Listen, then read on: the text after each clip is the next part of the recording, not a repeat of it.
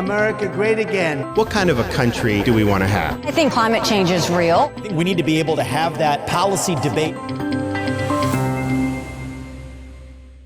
Foreign policy is a top concern for voters, as the United States has gotten involved in 2 proxy wars and battles a lukewarm relationship with China. Republican presidential hopefuls each have their plan to maintain the United States' status as a global superpower. And if countries want to take from the United States, they must pay for the privilege of taking. Donald Trump has proposed to revoke China's most favored nation trade status and impose universal baseline tariffs on most imports, even though he also pledges to build on the NAFTA free trade update his administration negotiated with Mexico and Canada.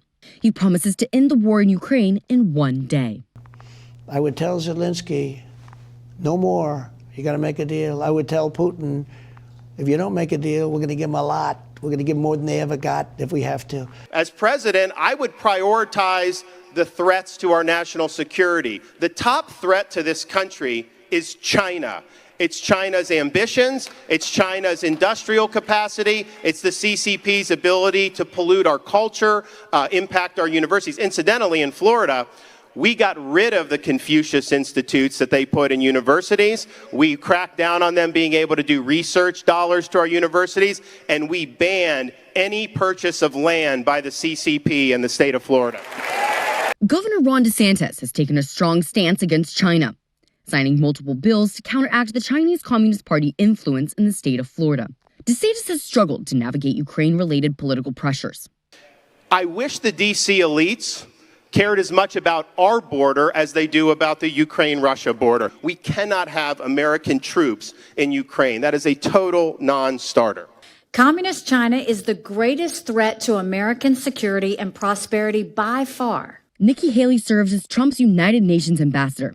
She argues a Russia defeat would be an enormous loss for China and a true victory for peace. Her campaign intends to undermine Trump's credibility as a China hawk by arguing he had a myopic focus on trade issues. Trump did too little about the rest of the Chinese threat. He did not put us on a stronger military foothold in Asia. He did not stop the flow of American technology and investment into the Chinese military. He did not effectively rally our allies against the Chinese threat. Even the trade deal he signed came up short when China predictably failed to live up to its commitments. The Russia-China alliance is the single greatest threat that the U.S. actually faces today. Vivek Ramaswamy maintains the war in Ukraine jeopardizes necessary efforts to prioritize China. We are pushing Russia closer into China's arms by actually continuing to arm Ukraine. He would cut off aid to Ukraine, then force Zelensky and Putin to make major concessions. Yes, that means giving part of the Donbas region to Russia.